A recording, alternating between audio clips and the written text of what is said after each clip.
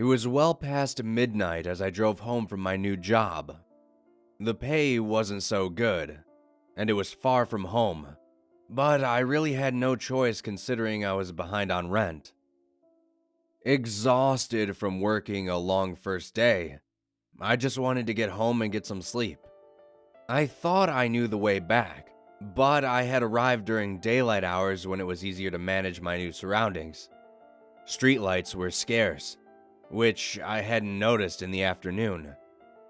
And to make matters worse, it was snowing. Somewhere along the way, I must have taken a wrong turn, and soon I was completely lost. After driving aimlessly through unfamiliar neighborhoods, I finally came to a traffic light. I was relieved as it meant the highway was nearby. I was almost certain it was to the right, but the light was red.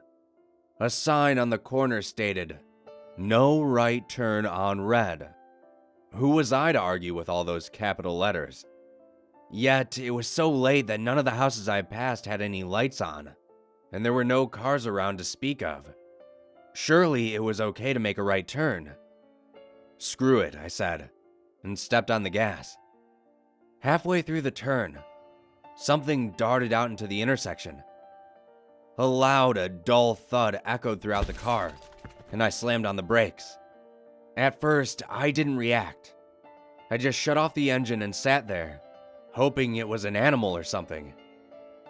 Once the initial shock wore off, my hope turned to assumption. I exited the car with my fingers crossed and my breath held. As I rounded the front of the vehicle, I saw the legs of a child. My heart sank to my stomach, and I fell to my knees, sick and ashamed. I stood back up, but not straight, and walked closer to the child. It was a girl, possibly around 8 years old.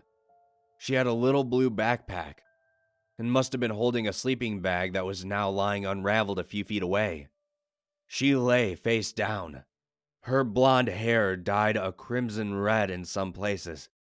One by one, delicate snowflakes touched down upon her lifeless body. In the headlights, she resembled some kind of fallen angel. I felt I was being taught a lesson, a harsh one at that. I returned to my car and dialed 911. As I waited for help to arrive, I went over the incident in my head. Though it was a minor violation, I knew I couldn't tell them that I had made an illegal right turn, especially when it resulted in such a tragedy. As far as anyone was concerned, the light was green. The police arrived with an ambulance, and I stepped out of my car to greet them. When I tried to show them the girl, she was gone. There wasn't even blood on the ground, or an imprint in the snow. "You say you hit someone and they were right here?" "Yes, I saw them. It was a little girl. I had no idea where she had gone, or why there was no evidence that anyone was hit by a car. I probably seemed crazy." Well, they must have run off. Did you check to make sure she wasn't breathing?" No. I saw blood and she wasn't moving." "I was in shock," I replied, feeling like a complete idiot. Of course I should have checked, but I was too busy figuring out how to cover my own ass. To say it was embarrassing wouldn't do it justice. "You were probably going pretty slow. Chances are she was just stunned. We'll search the area. She couldn't have gotten far. Just sit tight, we'll find her." I sat in silence while they scoured the area for the little girl. Somehow I knew they wouldn't find her, as there were no footprints. My eyelids were getting heavy, and I kept seeing flashes of the girl's body whenever I would drift off for a moment. With each vision, her face gradually turned towards me, her eyes full of sorrow and anger. Just as I was falling asleep, there was a knock on my car window. They hadn't found any sign of the girl, but they'd let me know if anything was reported. It was somewhat of a relief. and yet equally unsatisfying. The entire way home, I drove under the speed limit, stopping at every intersection even when the light was green. I didn't get much sleep that night. The next day, I wasn't thrilled about going to work, but as a new employee, I really had no choice. As ridiculous as it sounds, I got lost again on my way home. I had meant to print out some reverse directions, but was too preoccupied with the events of the previous evening. Once again, I drove through parts unknown, and eventually came to a red light. Is this the same intersection? I asked myself. At the time, I wasn't sure, but it did have the same sign. No right turn on red. I was correct about the highway being to the right, so I knew I was going to have to make this turn. This time, I would wait until the light changed. I'm not sure how much time passed, but it must have been at least 20 minutes. The clock on my car radio had stopped at 12:47, so I wasn't sure. For a while, I just stared at the words, "No right turn on red," contemplating why they were mocking me. The light wasn't changing, and my patience was fading. "Are you kidding me?" I protested. I didn't want to do it, but there wasn't much of a choice. This time, I turned very slowly and looked around to make sure no one was there. I thought it was all clear when, just as the night before, something darted out in front of my car.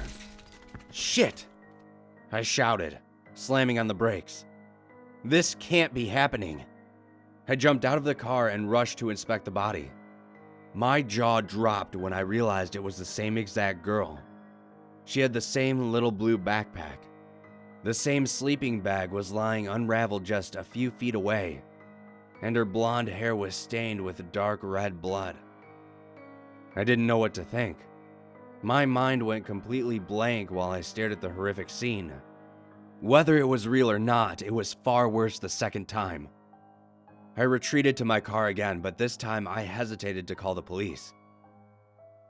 Then I remembered what the officer had said about making sure she was dead. I went back outside to check, but she was gone. My third day at work was painful. I couldn't concentrate under any circumstances, and no one was going to understand or be sympathetic.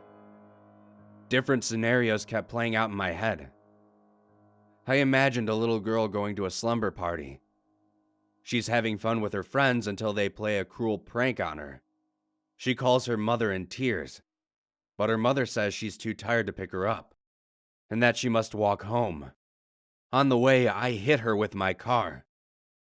That was just one of the scenarios, but it seemed to be the most plausible.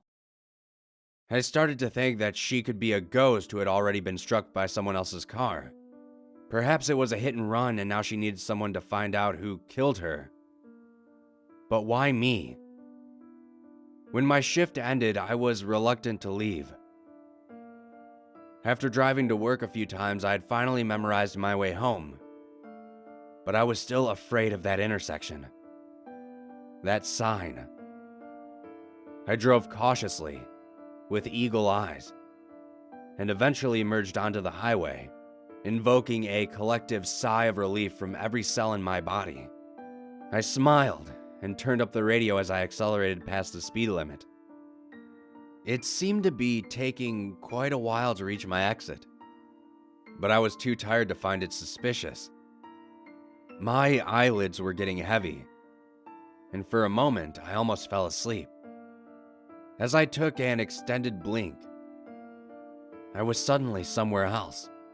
The highway was gone, and in front of me was an intersection with a red light. A sign on the corner persisted. No right turn on red. What the? I looked around in disbelief. It was that same intersection. How I got there was completely beyond my understanding. Was some otherworldly force trying to tell me something? Was it my destiny to help this little girl? All I wanted to do was go home. This time, I would wait until the light turned green. If I had to wait all night. I think I sat there for a few hours, but my car radio once again stopped at 12:47. Perhaps the little girl had died at that time. The light was still red, and I knew it was never going to change. Something was reaching out to me for help, but I didn't care. All I wanted to do was go home. I shouted at the traffic light, "Just change already!" as if it could be intimidated. As I became more irate and delusional, the thought of killing the little girl a third time became almost desirable. But then I remembered how I felt each time. How awful it was. I knew she couldn't be real, but the experience was just as real as anything else. I shook the notion and put my hands firmly on the wheel. I couldn't sit there forever, so there was only one thing left to do. "Screw it," I said. But this time, I made a left turn instead of a right.